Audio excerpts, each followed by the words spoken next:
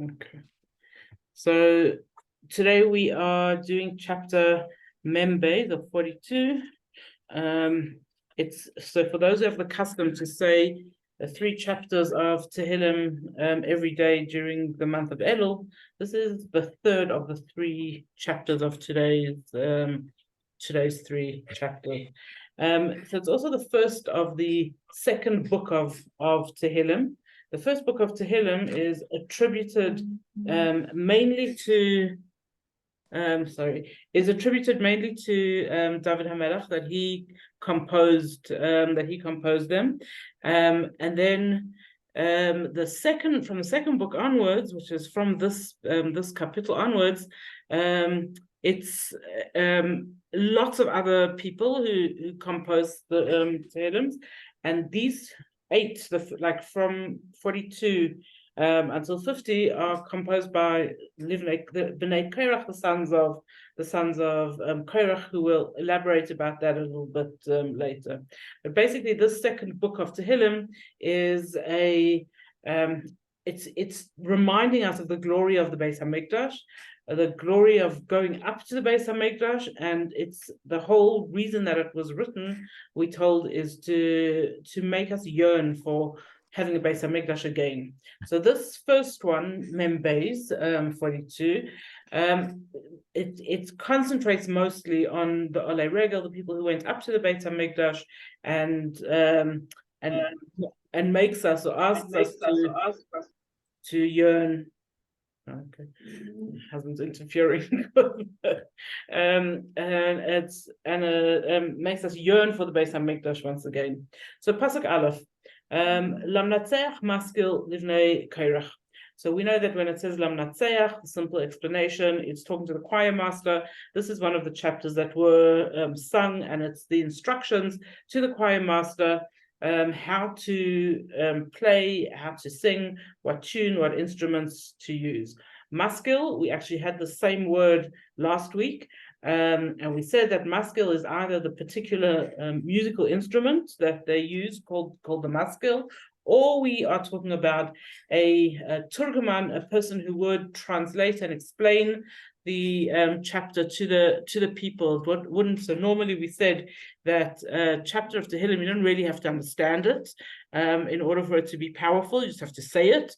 But there are some few chapters of Tehillim that David HaMelech says there are such important messages in it that you need to understand it. And whenever we see the word maskil, it means that when they sang this song in the Beis Hamikdash, somebody clever, from the word seichel, stood there, translated and explained the contents to the people before they sang it.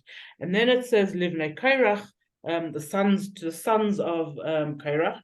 And Rashi explains to us that at the beginning of Korach's rebellion, he had his whole family in with him. They were all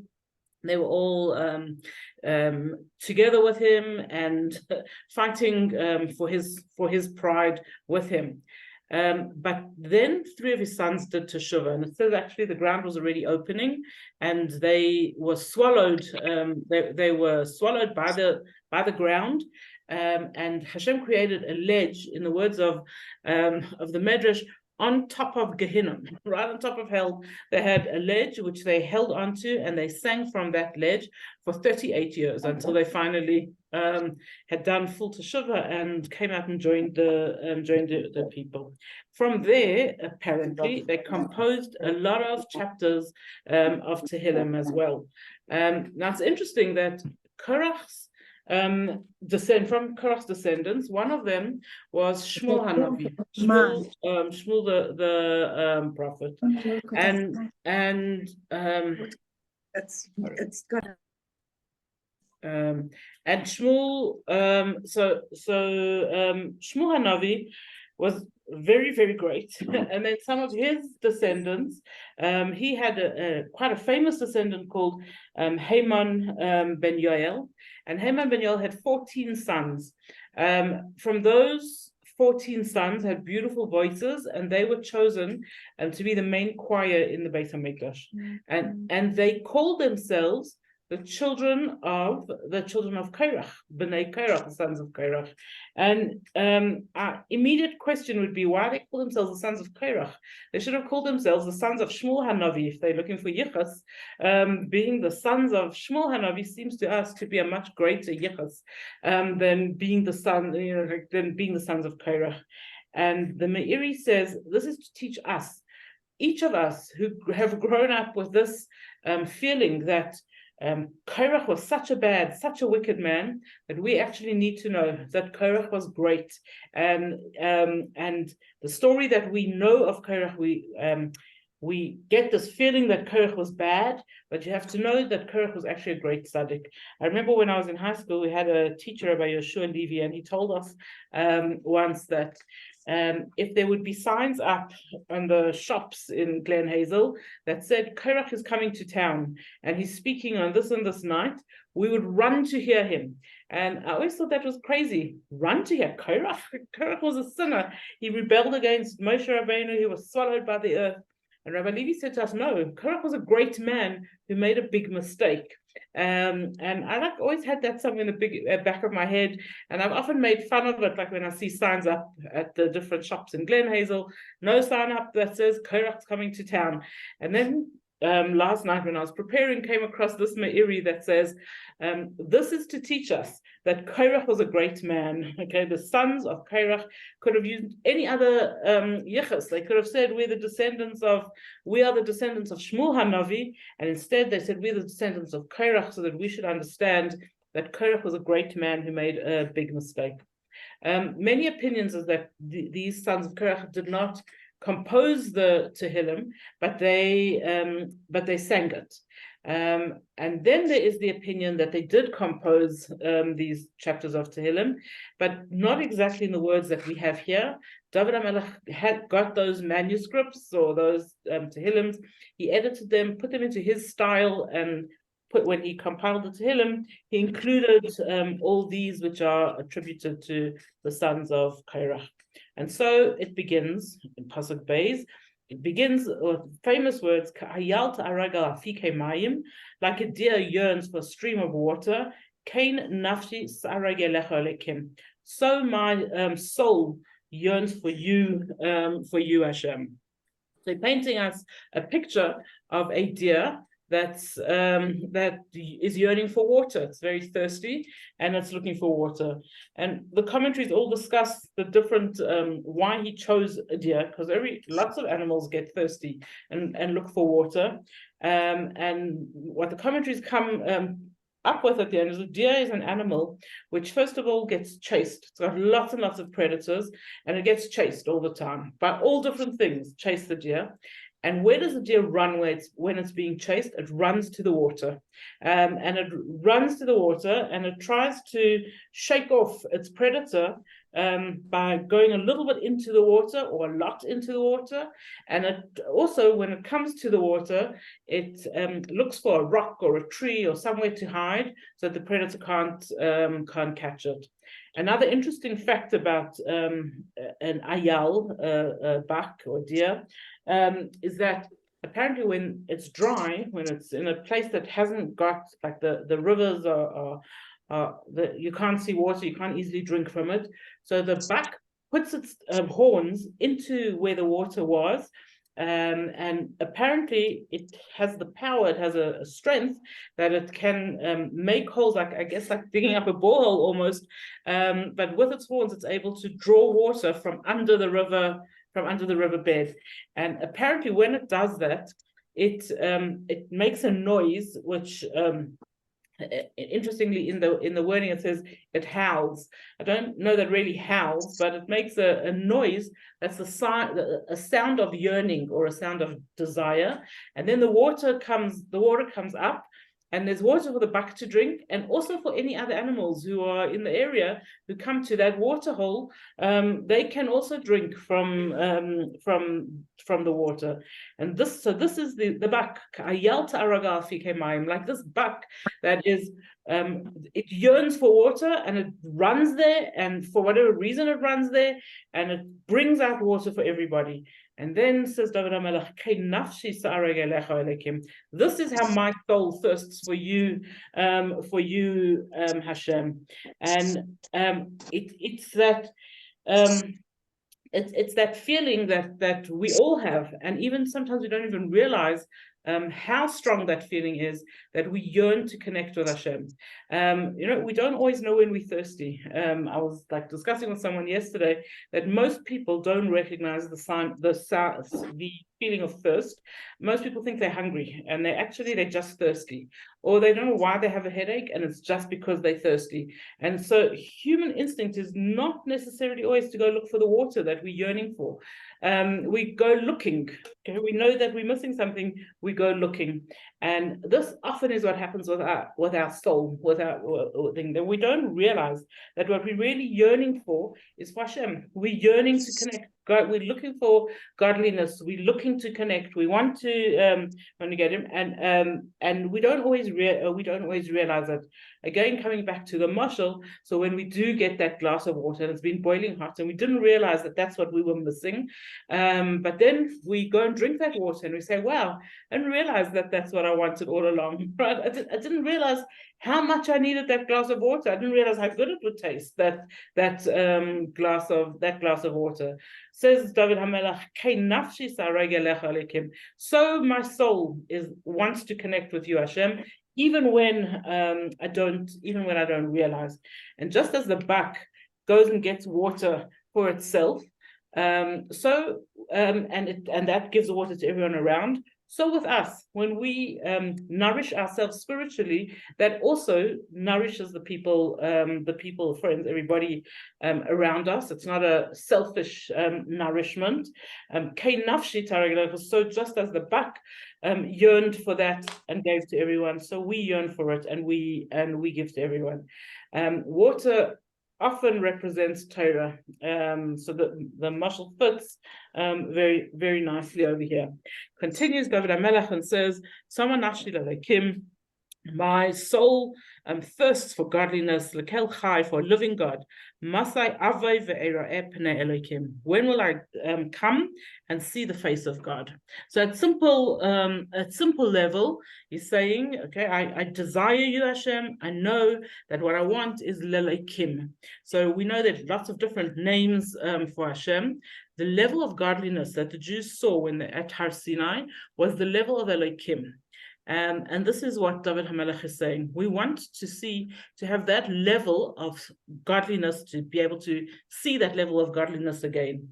And what is this level of godliness, Elokim, that they saw? It's the level of judgment. And why do we want judgment? Why are we praying to Hashem now for this level of judgment? Because we want Hashem to judge our predators. We want Hashem to finally punish the people who have given us such a hard time, the whole of Galus, the whole of exile, and let us come, let us have a Beis HaMikdash again, where we can see godliness, where we can be Olei Regel, we can come up for Yontif. That's what we're asking for. That's what we are yearning for. I saw a beautiful explanation on these last words in this pasuk, ve'era'eh pnei Elokim, and I will see the face of God. A Chassidish explanation which says this is a question that we need to ask ourselves every single day. We have to say, and possibly we have to look in the mirror and say, Masai avai, when will I come? Ve'era'eh, and when will I reflect pnei Elokim, the face of God? In other words, every single day, we are trying to fill ourselves with goodness, with spirituality, with good things, to be good people. And the more good we do, the more godliness we reflect. And that's when we're doing spiritual Torah things, or even when we're just behaving like a mensch, we start reflecting godliness. That's what we're trying to do. And often we say that about someone. We look at someone who is great and we say they reflect God, right? They reflect that you can see goodness in them. And that's what we are actually trying to do. And we need to ask ourselves every day, Masai Avei, when will I come, and when will I reflect Pnei Elokim, the godliness that I so want to reflect in the world? David Hamelach continues, Pasuk Daled, and he says, my tears have been my food day and night. When people say to me all day, where is your God? So at a very simple level, when a person's feeling downcast, food is not top of their priority list.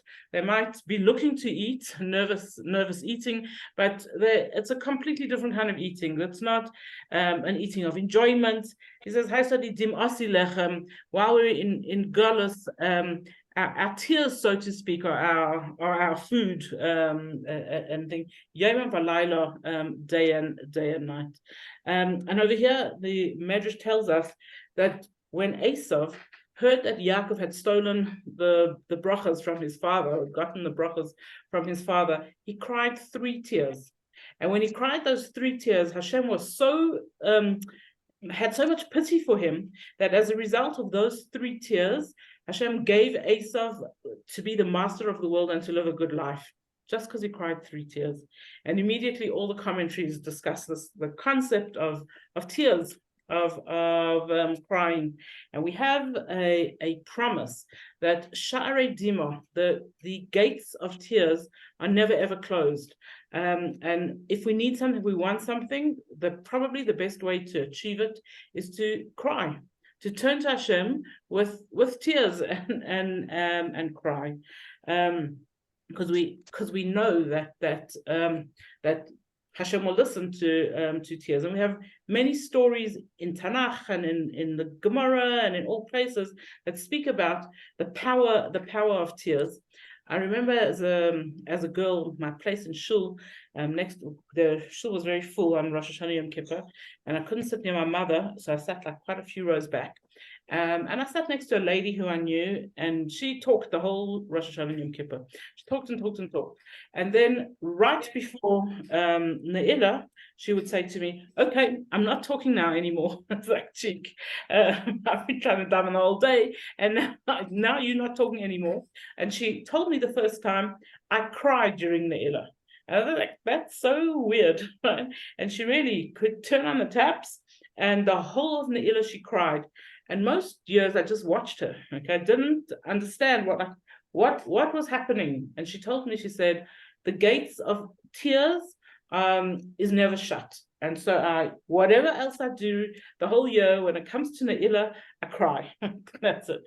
So I don't know how people do that. I have no idea how you can just stop and turn on your tears and cry.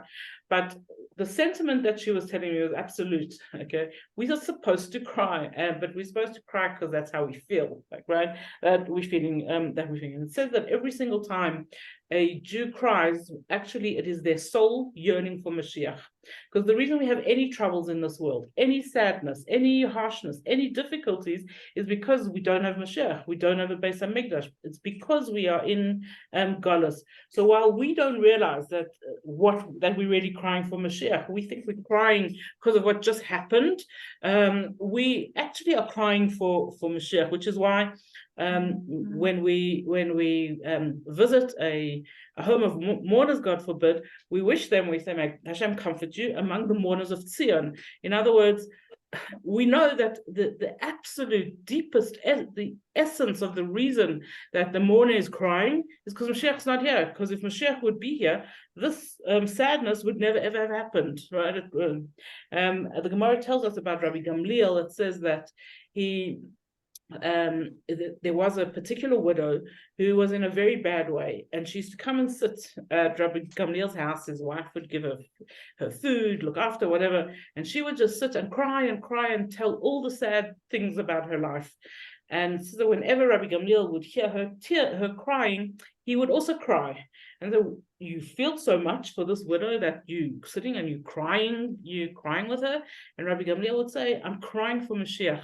This woman arouses me to passionately feel the need for Mashiach.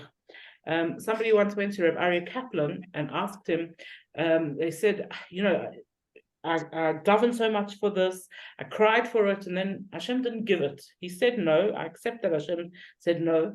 But what happened to all my tears? They were just such a waste. I davened and cried for nothing. And Rabbi Ari Kaplan said, no, there's no such thing as a wasted tear. And he gave the very famous mashal that so many singers have used since. He said that in Shamayim, Hashem has a cup, and he fills it with tears, the tears of us below, and he uses those tears to blot out decrees or bad decrees that we didn't even know that were written, that was supposed to happen. Those tears are used to erase any other bad things that we didn't even know that's what we were really davening for. In Sipurei Hasidim, it tells us also the story of the third brother of Reb Zusha and Reb Elimelech. So Reb Zusha and Reb Elimelech were very famous, but they had another brother who wasn't so famous, because instead of being one of these hidden tzaddikim who wandered around, this brother had a bar, and he spent all day serving people in the bar. And one day Rabbi Elimelech told his students, he said, go to my brother's bar and watch my brother for a day, and you will see real greatness. So the students of Rabbi Elimelech came, and they watched this man serving drinks to peasants the whole day, pouring a shot of vodka and another shot of vodka and giving him. But every now and again during the day, they saw that he would go to his shelf behind him, take out a book, write something in it, and put the book back. And they didn't know exactly what was going on, but Rabbi Elimelech had told them to watch his brother, so they did. At night, after the bar closed, they saw the brother take his book out and sit down and begin to weep. And he cried and he cried and he cried, and then eventually stopped crying, wiped his tears, closed the book, and got up to get ready to go to bed. And the students of Rabbi Elimelech said to the brother, can you explain to us what you were doing? Like, what happened? And he said, a whole day I serve people vodka, and I have good thoughts and I have bad thoughts, and I do nice things and I do bad things, and I'm a regular guy doing regular things. But every time I do something that is negative, I have a bad thought. I say something not nice. I go and I write it into my book. And I don't go to sleep until I've done teshuvah. So how do you do teshuvah for everything you did? He said, I cry. I so regret that I did bad things during the day. I cry and I cry until Hashem accepts my teshuvah. So they said, how do you know that Hashem accepted your teshuvah? So he said, when my tears have erased the ink of everything that I wrote in the book, of the things I did during that day, then I know my teshuvah was accepted and I can go to sleep. And this is the power of tears. My tears are my food day and night. And explains, he says, when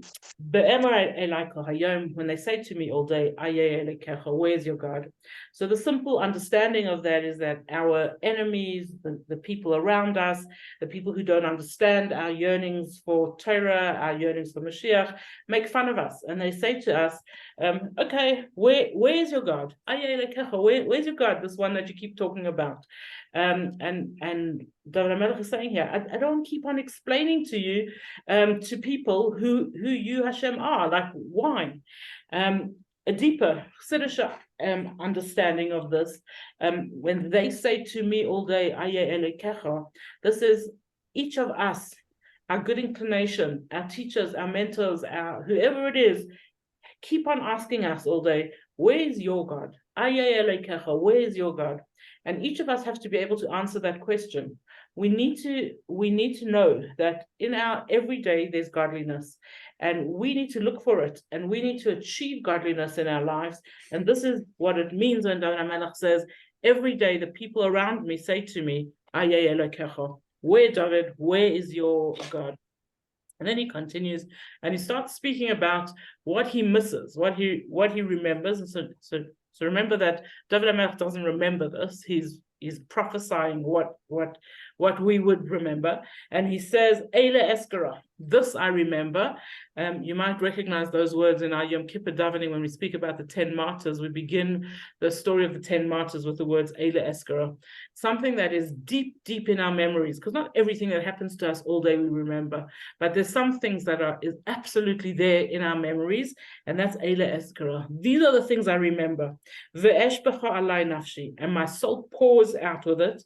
And he explains what it is that he really remembers, and his soul feels so deeply. He says, Ki e'evar basach, I would go with groups, edadem ad beis Elokim, and I would walk quietly to the house of God, but kol rina v'seido, with sounds of singing and thanksgiving, hamon chaygeg, and there were multitudes of people who were in festivities, were celebrating. So he's talking here a very big summary of the Olei Regel, of those people who would go up to Eretz Yisrael. We once did a chapter of Tehillim which explained the whole story of the Olei Regel, which was very beautiful. But here's just in a summary of one pasuk, where he tells about, gives us a little taste. He says, groups of people would go. There was no division between who the people were. You went with your neighbors, and you went with their neighbors, and you went with people you liked, and you went with people you didn't like. E'evar basach, we went just in groups, didn't matter. Whoever was going to Yerushalayim, we went with them. And then we would come, as we would come up to Yerushalayim, adodem ad beis Elokim, we went quietly, because suddenly the enormity of the fact that they were going to Yerushalayim, that they were coming to the Beis HaMikdash, it just got so big, and they were very, very quiet. But then the people of Yerushalayim would come out to greet them, and they would go dancing into Yerushalayim and up to the Beis HaMikdash. But kol rina v'seida, they would be so happy, and they would be so thankful. And he uses interesting words to finish off the description. He says, Hamon chaygeg, multitudes of people were celebrating. So that simply, it seems like it's just an end to his description. Lots of people were celebrating. The Medrash tells one little step further and says that they would celebrate all day, and at night, Hamon Chaygeg, they would give report backs. They would come back to the camp where they were sleeping, and they would tell about their unbelievable day. And then one Medrash puts a little sad tinge on this and says, Hamon Chaygeg, many of them were celebrating, and explains the Medrash that the second Beis HaMikdash was not as great and wondrous as the first Beis HaMikdash. And so the young people who came to the Olei Regel, the second Beis HaMikdash, were really excited to be there. They were so happy. It was beautiful. It was amazing. There was dancing and singing and celebrating. But the older people wept. Says they cried. And this is what David HaMelech expresses over here. He says, Hamoin, most people. In other words, all the younger people who didn't remember the first Beis HaMikdash, Chaygeg, they celebrated. And he continues and he says, my soul, why are you depressed? And you sigh within me. Be confident in Hashem, because we still will thank Hashem. We will be saved. And so this is his belief in Mashiach, and the fact that we will have Olei Regel again. Elokai alai nafshi al kain eskarcha me'eretz Yarden v'chermoni mahar mitzar. Hashem, even though right now my soul is depressed and downcast, I still will remember that you were kind to us, you forgave us, you brought us from the land of the Yarden, from the mountains of Hermon, and from Mitzar, which is Har Sinai. Take notice that the word tishteichach, which means downcast, appears 3 times in these 2 psukim, hinting at the 3 nations, Bavel, Greece and Rome, which are the ones who caused us to be downcast, and then after that we'll be able to be happy again. Tehillim Kairei, troubles after troubles call out to us, like with roaring pourings of water. Your waves all just go over, pass over me. So here says Rashi that David HaMelech is saying that during Galus there's so much trouble, we feel like it's one wave after another wave, or after another wave. And like we wonder, like, what is going on? Yomim Yitzaveh Hashem Chasdoi with let day come already. In other words, let Mashiach come, and Hashem should show us. He should command Chasdoi, His kindness. Uvalayla Shirei Imi, at night He will rest with us. Tefillah Lekel Chai. This is my prayer to Hashem. In other words, Lekel Chai, to Hashem, that Mashiach should come. And take notice, this is in a pshat level. It's talking about David HaMelech davening for Mashiach, for Yomam, for the day. At a slightly deeper level than that, Yomam, when things are good, Yitzaveh Hashem Chasdoi. Hashem commands us that we should be kind. So in other words, when things are going good for us, we often don't think about the other people around us. And Hashem says, when things are going good for you, or David HaMelech is telling us, Hashem says, be kind. Why should you be kind to the people around you? Because uvalayla, when things possibly aren't going so well, Shirei Imi, Hashem will still be with us. And tefillah lekel chai, the main important thing we have to do, whether it's good times or bad times, is that we need to daven to Hashem. We have to see Hashem as a living God and daven to Him. I'm just looking at the time. Sali, I call Hashem my rock. Lama shechachtani. Why have you forgotten me? Lama kaider elech. Why must I go sadly? Belachatz oyev, hounded by my enemies. So we know Hashem is our rock. We're waiting for Him to take us out of Galus. And this is the famous question: Lama shechachtani. Why have you forgotten me? Why are we in Galus for so long? Beretzach ba'atzmaisai, like a knife in my bones. Cherfunet tzererai, my tormentors haunt me. Ba'amram elai kol hayam ayei elekecha. When they repeat all day, where's your God? In other words, not just us who are saying it's enough, Hashem. It's not just us who are telling Hashem we need Mashiach. Even our enemies, our tormentors are saying to us, do you still believe? Do you really think Mashiach is coming?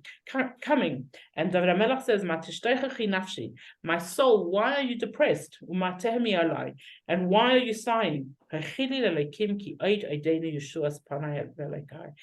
confident in Hashem. I know that I still will say thank you. Hashem is the one who lights my face, and I do believe that Mashiach is going to come, and I'm going to be saved. That brings us to the end of this capital of Tehillim. Obviously the last few we did very, very quickly, but we got the picture of this capital. I wish you all a good Shabbos.